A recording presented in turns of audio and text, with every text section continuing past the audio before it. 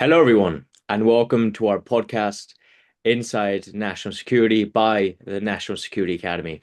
Today, I have a very special guest, a guest which I've been in contact with and who truly has a lot of expertise in one regard, which is international development. And the guest is Peter Natiello. It is very nice to speak with you, and good morning. Good morning, Cassian. Thanks so much for having me today. When I was a young guy, I had just gotten out of college and I became a Peace Corps volunteer. And the Peace Corps sent me to Ecuador for close to 3 years. I worked on water and sanitation projects in rural villages in Ecuador, and I loved it. It was a wonderful experience, and it opened me up to a whole new world, the world of Latin America, world of Ecuador. Opened me up to the world of international development.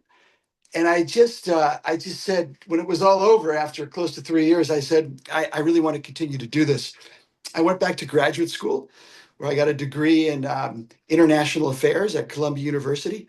I focused on economic and political development in Latin America. And then I was hired by USAID in 1992. It was a long time ago. And with USAID, I worked across the world in many different countries. In 1992, I was posted in Bolivia for 5 years during a very interesting time, a time of transition and reform in that country's history. From there, I went to South Africa. I was just a couple of years after apartheid ended. I was there from 1997 to 2001. From there, I went to Ecuador for a few years.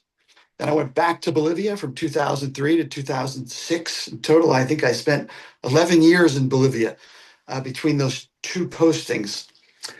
After Bolivia, I went to Tampa, Florida to work with our military. I was the USAID person at the United States Special Operations Command. Um, and I was there because I think our military realized that after 9/11, that killing and capturing their way out of, or our way out of, these terrorism challenges was really not sufficient. The military understood that they needed people from other US government agencies, experts from other US government agencies that understood sort of the root causes of the things that drive people to terrorism, et cetera. So that's why I was posted with the military. I never thought I would work with our military, but I was glad I did for those 2 years, from 2009 to 2011. After that, I went to South Sudan for a year. I was there. I got there 4 days after South Sudan declared independence. Spent a year there, as I said. Then I went back to Latin America. I was the USA director in Colombia from 2012 to 2017 during that country's historic peace process with the FARC. Um, let's see, after that, I went to El Salvador for a couple of years, then Afghanistan for uh, just shy of 2 years. Then I went to Washington, D.C. That was the most challenging assignment I had. I was there from 2020 to 2023. And then I finished my career in Rome, Italy, where I was a senior humanitarian and development advisor for USAID to the UN food organizations. These organizations that deal with world hunger. They deal with difficult hotspots where there's a lot of humanitarian challenges. Gaza, Sudan, Ukraine, et cetera. So I represented USAID before those UN agencies from 2023 to 2025, and then I retired about 6 months ago. I'm currently working as a senior affiliate with the Solarium Group, which is a strategic advisory services that help clients navigate complex, challenging, emerging market environments. And I do think all of that experience in all those places that I shared was just very helpful as we at the Solarium Group help to carry out our work and to serve our clients. Leadership, what I learned about leadership is that this model that we carry in our heads of, the lone person at the top directing things, using their authority and their title on paper, et cetera. That's not really what it is, right? And that doesn't really work. If you try to draw on your authority and draw on your title to tell people what to do, you're not going to get very far as a leader. And what I learned is that the problems are just extraordinarily complex. The problems of our world today, certainly the problems um, that I had to face during my career with my colleagues in lots of those places that I mentioned. And because the problems are so complex, you need a big dose of humility as a leader. Sometimes we don't associate humility with leadership, right? We think of the bold, the bold charging forward. It's not what it is. It's you need a dose of humility. You need to listen a lot. You need to understand. You need to surround yourself with a good team of experts and smart people and committed people. And thankfully, at USAID, we always had that. Just the that kind of work attracts people that are smart, that are curious, that are courageous, right? That are not afraid of uh, uh, murky, unclear situations, right? Um, and so you need to surround yourself with those kinds of people. You need to trust them. You need to build trust with them. I think that's absolutely critical. Um, and you need to give them the space to do what they can do because they're all very talented, highly educated, again, extraordinarily committed people. And it was such a gift to work with those people over all those years. Again, leadership for me, and I think for people that I led with, that I served with, was about that. It was about building the team, trusting the team, understanding what pictures they had in their head, taking the time to listen, to understand what they brought to work every day, what they brought to these challenges every day. What were their concerns? What were their fears? What were their strengths? And just help them be the best that they could be in the face of this list of challenges: war and peace in Colombia, war and peace in Afghanistan, gangs and violence in El Salvador, et cetera. I like that response very much. And you know what? I think the more people I speak with that are very senior in leadership, the more they tell me it's important as well to have that high dose of humility, right? And that this, I guess, more old school way of being bold and charging in might have its place sometimes, but not always, right? And so, being that you worked in development, in humanitarian response with USAID and so forth, and you mentioned the integration of national security with the military. From your perspective, how do all these different things actually connect in practice? Yeah, that's such a great question. Sometimes they connect well, and sometimes they don't connect so well. Two places that I was involved in maybe offer an example. Afghanistan and Colombia, and again, Afghanistan was a place that our country spent, gosh, over 20 years in. I think uh, we didn't get that right, and we all saw that play out on our TV sets in August of 2021, right? But let me just juxtapose that to our experience in Colombia, where I think we probably did a much better job, not a perfect job, with these three Ds: defense, diplomacy, and development, right? Um, and Colombia 30 years ago was a country that was decades into a civil war. It was a country where illegal narcotics and illegal economies fueled the war. It was a country where there were just brutal human rights violations. There was massive displacement of people, of populations. Millions of Colombians were displaced and victimized by that conflict. And this, of course, was all happening fairly close to the United States. So this was a concern for our country, for our government. Um, Hemispheric stability, democratic stability in the hemisphere was and remains important for the United States. So, what happened in the face of those terrible problems? Well, the first thing that happened were the Colombians themselves said, we don't want this anymore. Um, and they stood together, and wealthy Colombians paid much more in taxes. The Colombians voted for a president who was a very bold leader, and he did really take the fight to the insurgencies in that country. Um, and the United States saw all this in the early part of this century, 2000, 1999, 2000. And the United States said, we need to support this. So they came up with something called Plan Colombia. And Plan Colombia brought together different instruments of our United States national power, brought together defense, certainly, diplomacy, and development to help the Colombians really take back their country. Um, and on the defense side, our our military colleagues in the U.S. provided intelligence support. They provided um, helicopters, fixed wing and rotary air assets, as they like to refer to them as. And that really helped the government and the Colombian military move out and again beat back the insurgency and take control of the country's territory.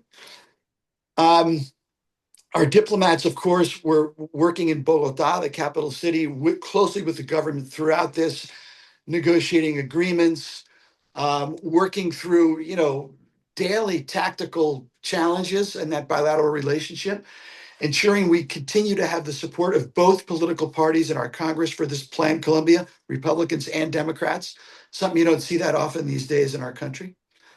Um, and our job at USAID, the development folks, our job was really to help the Colombian state institutions, social services, infrastructure to move out into that part of the country that really had not had that state presence and that institutional presence throughout Colombia's history. And that I would submit that that's one of the seeds that sowed this war, this civil conflict. And so our job was to go out to these places that were, frankly, war-torn communities, war-torn regions of the country, show up, help deliver services early, listen to communities, see what their needs were, and really start to create this response that, hey, your allies from the United States are here. We're helping the Colombian government, which was slower than we were to move into these places. And again, that helps send a signal to the country that the armed groups, the illegal armed groups, are no longer in charge here. Your government is here with justice services, with education, with health, with infrastructure, et cetera. And that was a big part of paving the way for the peace talks that happened between 2012 and 2016 in Colombia, between the warring parties.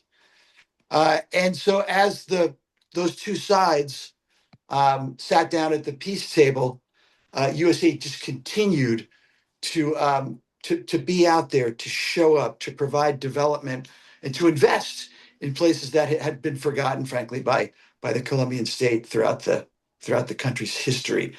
Um, the peace agreement was signed. 13,000 FARC um, insurgents came off the battlefield, right? And they signed agreements to disarm and to demobilize. And I think those were important successes. Colombia continues to fight with many, many challenges. I don't think they've solved their problems 100%. But that was an example of how um, the United States, using these different tools, diplomacy, development, and defense, could work with a committed ally to really shift this dynamic of over 50 years of conflict and start to change the paradigm, change the tragedy, change the narrative, and change the story. We invested much less in Colombia than we ever did in Afghanistan. And I think the results that the Colombians got there, that got with our assistance, I think was important. It was an important success, notwithstanding the challenges that the country continues to face. Very good. I like this. I like this very much. And this is just a side question, if you'd be willing to respond to it, which I always wonder about. I just returned from a trip to Cuba, and I often visit Paraguay as well. And I speak to the people. Now, Cuba might be a more special case, but well, let's take any South American nation. Which one day wants to become a developed nation in its fullest extent, infrastructure, education, and so forth. And my main question here is, which I pose to myself, is how is actual development possible? Is it sometimes as well a mindset thing of the people? I can only tell you firsthand, speaking to many, they say that our problem isn't just infrastructure, isn't just education, defense, and so forth, but it's actually a switch of mindsets. Maybe we have to start working more or changing our industries. What do you think about that? Yeah, I mean, every society, carries its baggage of history, of culture, of weak or strong institutions, et cetera. So I do think a big part of the work that USAID did, or that I think a big part of that was just helping people to see that within themselves they had the agency to address and resolve their own problems. If they didn't own it, the problem, and they didn't own the solution, our efforts were going nowhere, right? So uh, one of the most important things that we did, I think, was, or one of the most, it's one of the most beneficial things that I saw in my many years working in international development, was that at the end of the day, maybe it wasn't about the road. It was about the fact that we were able to get people in those communities to come together, to start to talk to each other, to listen to each other, to build trust. Critical, because these places are all trust depleted societies, right? And you can't have development without trust, right? And to start to see in themselves that they could figure out the solutions to their problems. One of the most beautiful things I saw was in a coca growing region in Bolivia. We helped to organize a local road maintenance association. Now that may sound boring, right? But when you would ask these farmers, these campesinos, as we would say in Spanish, why do you grow coca? They would say, well, one of the reasons we grow coca is because there's no roads down here. And so we can't get illicit products to market, right? So what we really need, because since the day we set foot in this jungle area, we've been out there with the machetes chopping down trees and chopping to open up paths so we can move around this area, right? So what we really need are roads. And so USAID went in there, we built a lot of roads, and then we took a step back and we said, we're not building any more roads. We are now going to let's work with you guys to put the tools to maintain these better roads in your hands. We built an association headed fully by these local folks. After about 5 years, it was paid for fully by those local folks. It wasn't paid for by us. Um, and this was their most important accomplishment when they thought about their history in this coca growing area that was growing illegal drug crops. They thought the most important thing that we've done, the most incredible thing that we've done, the things that we're most proud of, is we're now able to work together without the United States, without the gringos, right? We have this association, we have an equipment pool, we have an annual plan on what roads and what part of our this region we're going to maintain. What are the critical strategic economic development roads we got to get open and working, and so the bananas can get out, so the pineapple can get out, so the palm heart can get out, right? And it was that. This is a long story. Forgive me for this, Cassian, but I'm so proud of this, and I was so excited about it. But it was less about the machinery, it was less about the roads, and it was more about these people waking up to a new way of working together and solving their own problems. And that to me was like one of the most enormous and just beautiful successes that I saw in my 33 years doing that work. Well, Peter, that is actually amazing because I understand exactly what you're saying. For these people that grew up generationally in that area, that will be a thing that they will always speak about. That's you solve potential generational problems and issues, and I'm sure, yeah, it had a massive impact. So I like that story very much. So my next question, let's just go a bit further forward, and that is most recently when you also represented the United States at the UN Food Agencies in Rome, right? Especially during the major global crises. So the question I would have is how does, I guess, seeing humanitarian challenges at the global level change the way you think about responses which are more on the ground, right? Yeah, that's a great question. And I was the guy throughout my career, for most of my career, I was the guy out in the field with the cow dung on my boots, right? In hard places and dusty places and hot places. Um, and so that's kind of one of the reasons I said earlier that Washington, D.C. was the hardest post, right? Like it's such a change, you know? Um, and working in Rome with the UN organizations, was similar in that you were at the headquarters level, right? You were no longer out in Bolivia or Afghanistan or El Salvador or Colombia or South Africa. You know, you weren't in those. You were at the headquarters. And what I can, and it always took me a little while to kind of get the pace of these places and to understand the lay of the land of these headquarters jobs. Um, and What I can say about them is that they're essential. Without the headquarters jobs, nothing's going to happen in the field, right? And so my job, whether it was Washington or whether it was Rome, was just to help understand the realities in the field, to bring those back to leaders at headquarters, and to help bridge that relationship so that headquarters could be as supportive as they could be to the field operations.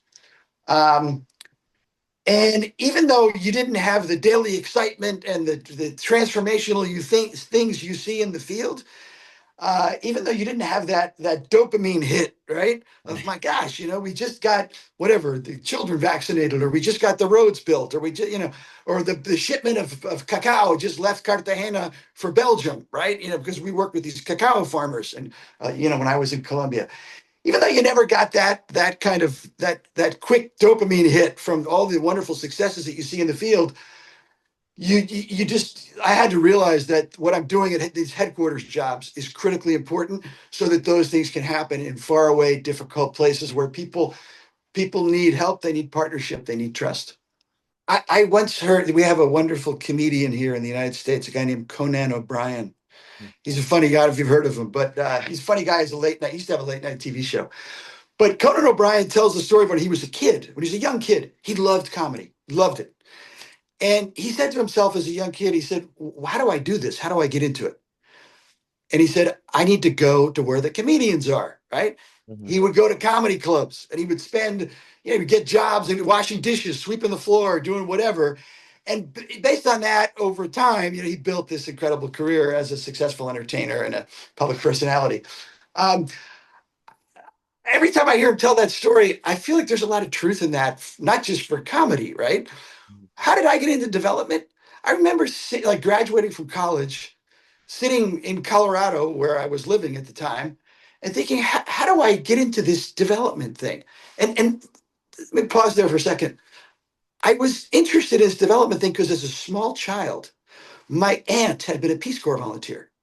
And when I would go to her house, she would show us a slideshow, these little carousels, little round things that put the slides in there. And she would project her experience in their pictures from her experience in the Philippines in the early 1960s, 1961, 62, 63. She would project it on a screen in her living room. And as a little child, I would watch that and I would say, oh my gosh, like, what is this? There's a world out there. And, you know, I guess it just kind of piqued my interest. That stuck with me until I finally did join the Peace Corps, right? 15, 20 years later. Um, Go to where, if you want to work in development, go to where the development is happening. I see a lot of people working in Washington, D.C., for example. They work in development, but they work at the headquarters level. They really haven't been out in the field very much. Their language skills aren't perhaps all that great because they haven't been able to thrown into into that bubbling cauldron of challenges every day, right? They have different challenges and they have real challenges, and I'm happy for the work that they do.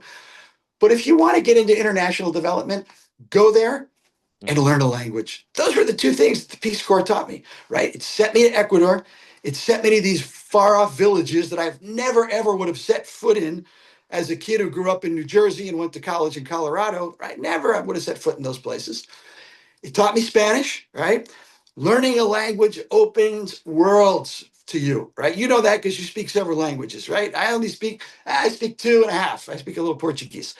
But when I learned Spanish, Cassian, it was like these worlds that had never been accessible to me all of a sudden were wide open, right? I could go to places.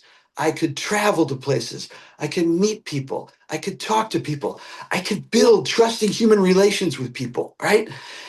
When I was a graduate student at Columbia University, I remember everybody said, you got to run over to the business school and you got to take the cost benefit analysis course. It was like a hard skill, right? And now when I look back on that, I say to myself, your career is, you have to build skills and you will, but it's not about taking that one course, or it's not about, learning different financial models. It's about, showing up with interest, with curiosity, with commitment, with humility. And it's about working hard at those things and building the teams and building the communities, the work communities that you want to be a part of. Like recently, after I don't know how many years with the Solarium Group, with this strategic advisory firm that I'm associated with, I was doing some work trying to help a company get into a Latin American market. It was the first time it occurred to me since I left graduate school that I actually used some of those cost benefit analysis skills, right? Like I went decades without ever really rolling up my sleeves and saying, all right, those are the things that I think are important. Go there, learn a language, go into it with curiosity, go into it with humility, and your curiosity will carry you forward, just like it carried me forward for all those years of working in development. Well, thank you very much, Peter. I think this was a great conversation. I think I learned very much. I know many people took away very much as well. So I thank you for your time, and I appreciate you sitting down with me.